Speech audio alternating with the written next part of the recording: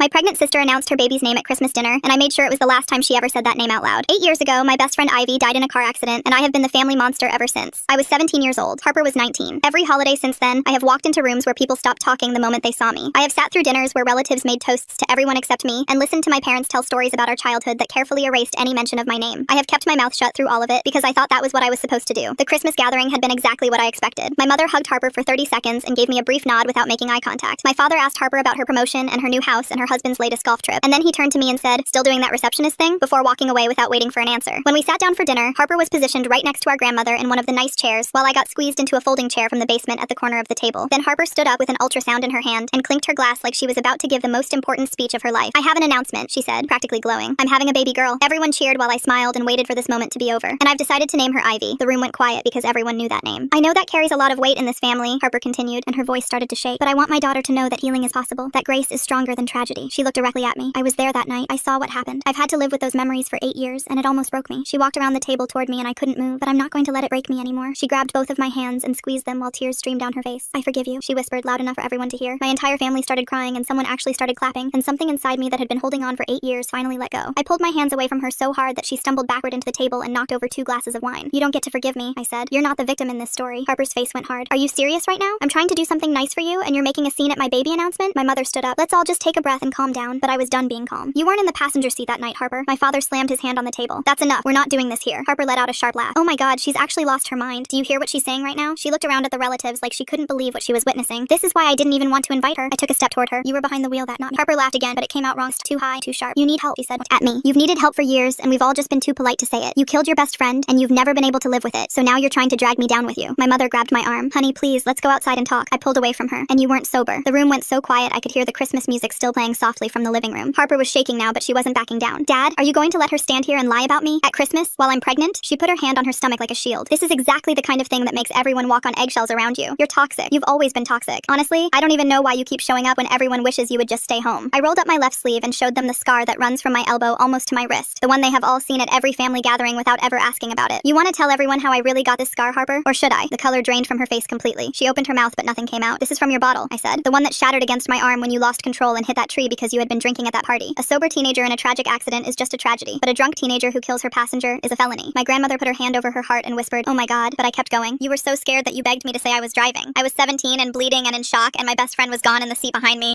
And you looked me in the eyes and asked me to take the blame so you wouldn't go to prison." Harper was sobbing so hard she could barely stand. I picked up my coat and looked at her one last time. "You know what? Naming your baby Ivy is actually perfect. You're going to have plenty of time to think about what you did to her."